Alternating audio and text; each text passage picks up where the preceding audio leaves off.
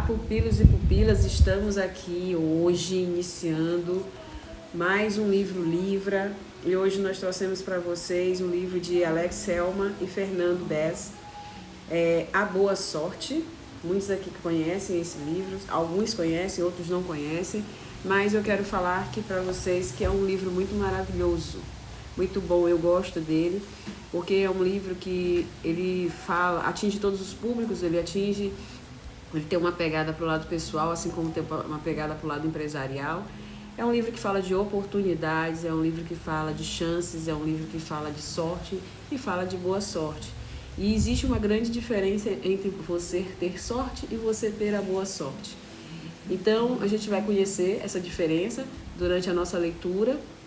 Eu espero que vocês apreciem e espero que a gente consiga construir uma nova mentalidade. Eu vou resumir aqui a introdução do livro. É a história de dois amigos que se conheceram desde a infância e aos 10 anos se separaram e eles vão se reencontrar depois de estarem já com 64 anos. Eles se reencontram aleatoriamente no banco de uma praça, onde um deles está lá sentado, pensando na vida, e o outro vai e senta do lado e no decorrer de uma conversa informal eles se reconhecem. E é interessante que eles começam a conversar sobre a vida de cada um. E durante essa vida, um fala que desde que saiu de perto do outro, aos 10 anos, ele saiu porque eles haviam herdado uma herança de um tio, umas fábricas, uns bens, e tiveram que sair da cidade porque era algo muito grande e foram ter uma nova vida. E com o passar do tempo, a fábrica quebrou, tiveram que vender, enfim, teve uma sequência de atitudes erradas, de tomadas de decisões erradas, que acabou vindo a falir, a quebrar esse amigo. Já o outro sempre foi pobre, muito pobre, tinha vezes que não tinha nem o que comer, mas que isso não foi um impeditivo para ele, isso não foi algo que o travou em relação ao seu destino. Ele tinha muita vontade, ele tinha poucas condições, porém muita vontade, muita visão. Então, ele utilizou de todas as maneiras e recursos para que conseguisse atingir, finalmente, uma vida bem-sucedida como empresário. E nessa conversa, o que não deu em nada, né, o que acabou quebrando, o que acabou tendo problemas, enfim, ele atribui tudo isso ao mercado, às pessoas, ele atribuiu a concorrência, ele atribuiu a falta de sorte, né? E já o segundo, ele construiu a sua própria sorte, né? Ele viu a oportunidade num trabalho onde ele era empregado, ele não era ainda o dono, então ele focou no mercado de bolsas, de luxo, ele tirou empréstimo, passou 6 anos vendendo e reinvestindo tudo, ou seja, ele fez uma boa gestão do sonho, do emprego, do empreendimento, e assim conseguiu se tornar referência no mercado, conseguiu crescer, conseguiu explodir. E tudo isso ele atribuiu à sua boa sorte. Deixa eu apresentar eles primeiramente. O Vitor é um homem de aspecto elegante e informal, com 64 anos. E ele gostava especialmente de estar naquele lugar onde ele já estava, né? E o Davi, também com 64 anos, ele tinha um aspecto de cansado e muito abatido. Então, o Davi é o que fracassou e o Vitor foi o que prosperou. E nesse meio desse diálogo, ele começa a falar que Davi, o fracassado, diz: minha vida foi uma sucessão de erros. O motivo ele atribui sempre a outras pessoas, a outras coisas, ao mercado, nunca a si mesmo. E já o Vitor, que é o bem-sucedido, ele começa a falar para Davi que ele começou a trabalhar logo depois que eles se separaram, ou seja, ele começou a trabalhar com 10 anos de idade, logo depois do desaparecimento do amigo misteriosamente. né? E ele foi ser mensageiro de hotel. E lá, como mensageiro de hotel, ele enxergou uma chance de mudar a sua vida. E foi aí que começou a ideia da fabricação de bolsas e, posterior, ele se tornou um dos maiores do país, maior dos produtores do país de bolsas de alto ticket. E o que ele fala é a questão da boa gestão, né? Boa gestão do negócio, de você investir, reinvestir, etc. E você buscar. E ele coloca que assim, quando eu passei os primeiros 2 anos reinvestindo tudo aquilo que eu ganhei, eu passei a ir visitar novos mercados, passei a vasculhar o mundo, procurar o que tinha de novidade, ser sempre o primeiro para trazer para o mercado e tudo mais, mas principalmente ouvir o que os meus clientes tinham para dizer a respeito do meu produto, o que eles achavam do meu produto. Então ele coloca tudo isso como um ponto-chave. E ele finaliza dizendo: eu nunca atribuí a ninguém as minhas responsabilidades. A boa sorte depende unicamente de mim, né? Eu nunca deixei um problema para ser resolvido no outro dia. Eu sempre acompanhei tudo de perto. E apesar de eu ter muito medo, de eu ter muita incerteza, mas eu sempre acreditei no propósito de tudo isso. Fora isso, ele conta que tudo aconteceu porque ele se guiou por uma história que o avô dele havia contado. E aí o avô dele contou para ele, quando ele ainda era jovem, sobre a diferença entre a sorte e a boa sorte. E ele contou através de uma fábula que fala sobre 2 cavaleiros no reinado de Merlin, a respeito de uma busca a um trevo mágico. Então, ele finaliza aqui essa introdução dizendo: você sabia que quase 90% das pessoas que acertam na loteria em 10 anos, elas arruinam e voltam a ter a vida que era antes ou até pior? E aí ele justamente fala sobre isso. É muito mais fácil você se desfazer daquilo que você não lutou para ter. Então, essa pegada aqui eu já levo para o outro lado, porque eu costumo muito dizer para os meus amigos que são empresários, né?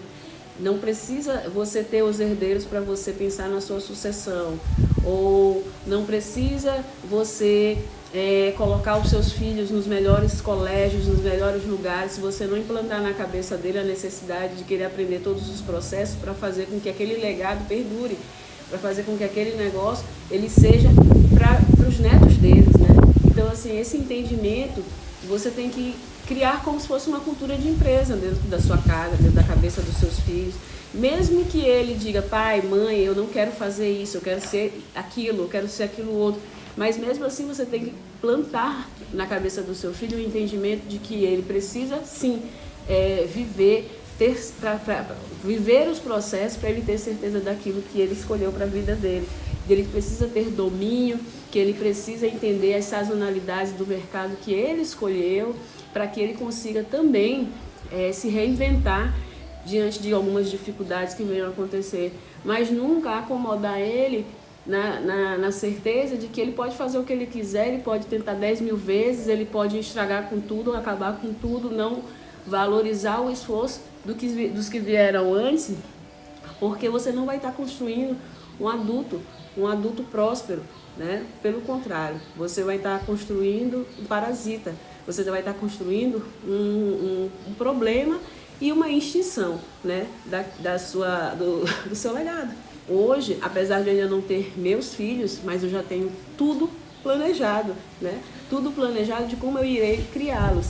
E isso é fundamental para que você prospere. Você está criando a sua própria sorte, ou seja, a boa sorte. A gente vai iniciar agora a interpretação do livro propriamente e vamos fazer o comparativo em quando isso modificou ou influenciou em algum momento da minha própria vida, né? Então a gente está falando aqui sobre a primeira parte.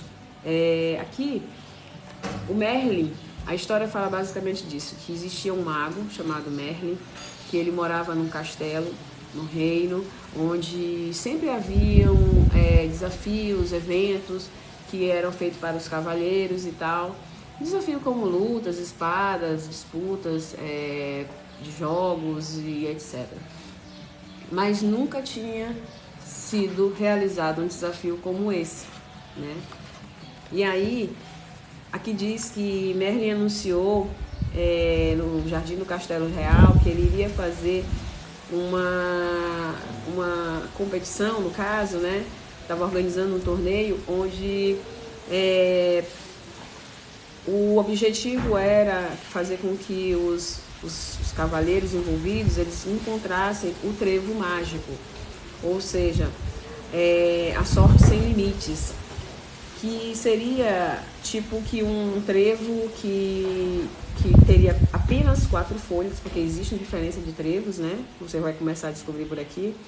De apenas 4 folhas, que o torna mais raro ainda, e de que quem o possuísse teria poder únicos, como sorte sem limites, como tempo sem limite, como riquezas sem limites, como sorte nos negócios, sorte no amor, sorte, enfim, sorte nas batalhas.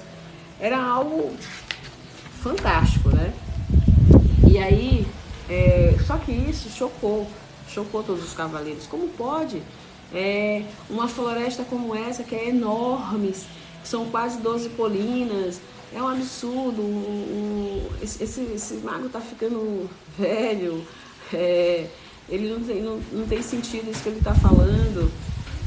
Como é que vamos encontrar um único trevo numa imensidão como essa? Então, assim, muitos começaram a murmurar, a criticar e foram se retirando. De certo que se tinha 50, ficaram 2 cavaleiros, né? E esses 2 cavaleiros que ficaram se chamavam o Note, que usava uma capa preta, um cavalo preto, enfim. E também ficou um outro cavaleiro chamado Cid, que era um cavaleiro que usava uma capa branca, um cavalo branco e tal. O Note, ele era aquela pessoa que falava, né? Falava o que tinha para falar. E aí ele dizia assim, tanto que ele dizia assim mesmo. E então perguntou Merlin, né? Vocês dois também não vão embora? E um deles, chamado Note, capa preta, disse: não há dúvidas que é difícil. Bosque Encantado é enorme. Sei, porém, a quem perguntar. Acho que posso encontrar este trevo de que você tanto fala. Vou buscar o trevo mágico de 4 folhas. Esse trevo é meu. Confiante. Já o outro, que se chamava Cid, que usava capa branca, cavalo branco, permaneceu em silêncio até que Merlin se dirigiu a ele e com um olhar questionador e perguntou. E ele então foi lá e disse: se você diz, quem diz agora é o Cid, né? Capa branca. Se você diz que o trevo mágico de 4 folhas, o trevo de sorte ilimitada, vai nascer no bosque, é porque vai, é porque será. Acredita em suas palavras. Por isso, irei até lá. E assim ambos os cavaleiros saem em direção ao bosque encantado. Note no seu cavalo negro e Cid no seu cavalo branco. Então, assim começa a nossa história. E durante a viagem, esses cavaleiros, eles começam a encontrar personagens importantes para a construção desse enredo, né? Personagens fundamentais para a criação da trajetória, principalmente de um dos cavaleiros, que é o cavaleiro Cid.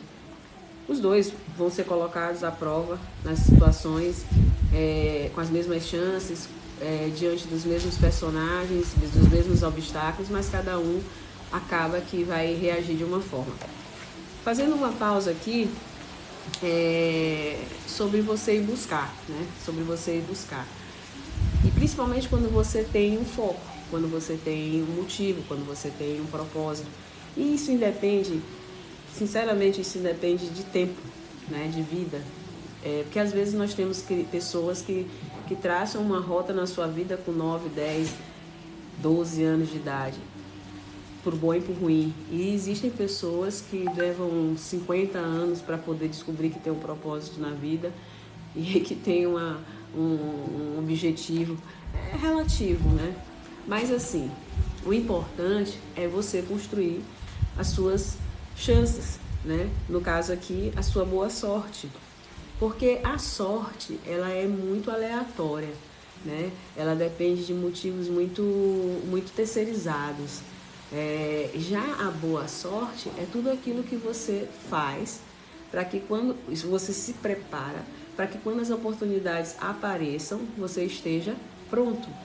Eu lembro que quando eu tinha 15 anos, já contei essa história aqui várias vezes, principalmente porque é um livro livra, né? São os livros que nos livram, são os livros que mudam a nossa história, nosso trajeto, nosso pensar, nosso enfim.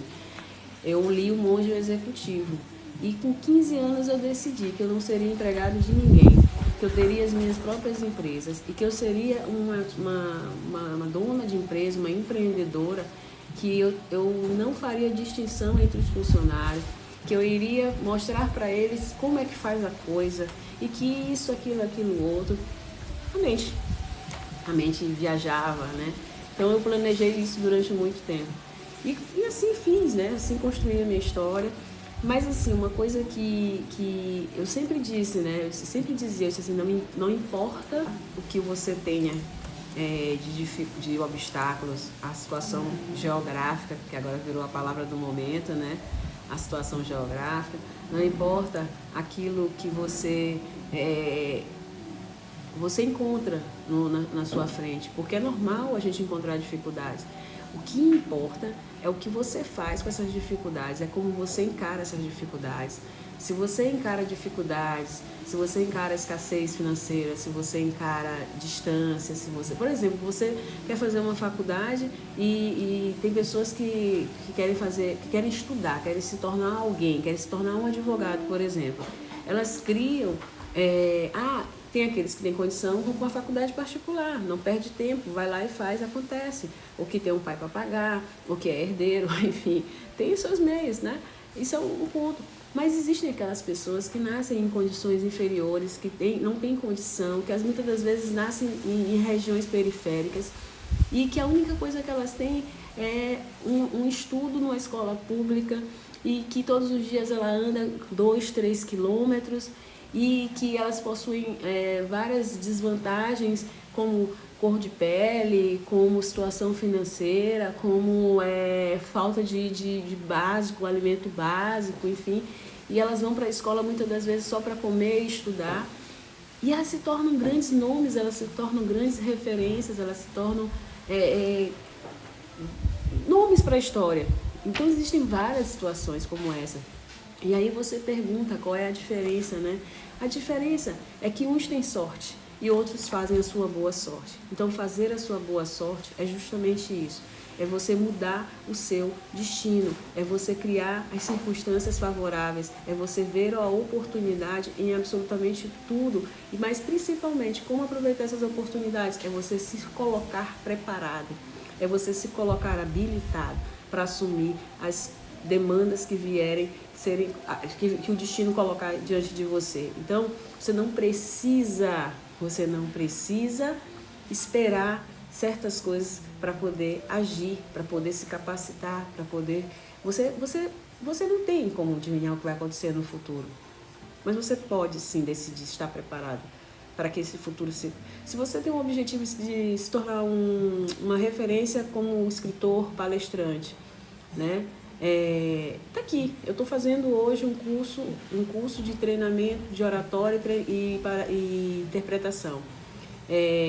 Estou fazendo porque eu sinto que eu vou precisar disso mais lá na frente. Eu sinto que isso, nesse momento, vai estar me ajudando a ler melhor, a entender melhor as pessoas, porque quando a gente lê um livro, a gente tem que ter concentração para entender o que tem nesse livro. Como eu leio muito a questão da Bíblia, tem coisas que a gente não consegue entender de uma passadela de olho somente. Então você tem que fazer com que essa palavra ela entre, né, para que você consiga compreender o significado dela. A mesma coisa é quando eu estou diante das pessoas que eu atendo. Eu não posso só ouvir o que elas estão falando, contando as suas histórias, e eu não conseguir entrar na essência do que está por detrás daquilo que está sendo falado. Então, esse curso, ele não só me ajuda a ler melhor, a ter uma melhor dicção, a falar, a gesticular, a teatralizar a coisa. Não, ele me ajuda a ouvir melhor as pessoas que eu atendo. Então, assim, elas estão falando, Então eu não vou mais, não passo nem perto da piscina, porque eu fico logo com ansiedade, fico nervosa. Por que ela fica com ansiedade e fica nervosa? O que foi que aconteceu para ela ficar com ansiedade e nervosa? E aí eu pergunto, mas o que foi que aconteceu? Ela diz assim, eu não queria falar sobre esse assunto, porque é um assunto que me remete a dor que eu senti quando eu perdi o meu filho, não sei o quê. Então assim, automaticamente teu cérebro vai mapeia, linka e coisa. E aí você consegue dizer, então isso está acontecendo por isso, então assim, assado, tarará. Então assim, você consegue desenhar todo um cenário. E isso é uma forma de você criar sua boa sorte, né?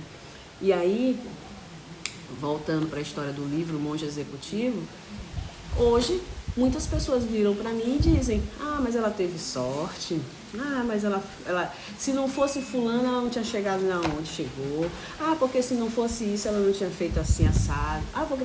Normalmente esse tipo de comentário são de pessoas que dependem da sorte, são de pessoas que não fizeram absolutamente nada em sua vida, ou que não conseguiram sair do lugar, ou que estão estagnadas, ou que são frustradas, ou normalmente são essas pessoas que vêm com as críticas destrutivas, são essas pessoas que vêm com seus pontos de vista. E aí cabe a você, que tem um objetivo, que é obstinado, que é visionário, que é focado, cabe a você acolher ou cabe você seguir em frente, né? E isso, o fato de você ter disciplina, objetividade, ponto de chegada, estratégia e você estar preparado para tudo, é que faz a sua boa sorte. É sobre isso.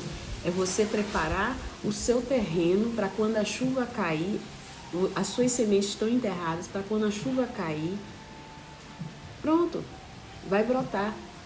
Mas você não pode simplesmente esperar a época da chuva cair, para você aí sim preparar o seu terreno, para você aí sim esperar dar certo. Então, no final das contas, no frigir dos ovos, no quebrar do ovo para fritar, essa aí é a palavra-chave, essa aí é a essência desse livro.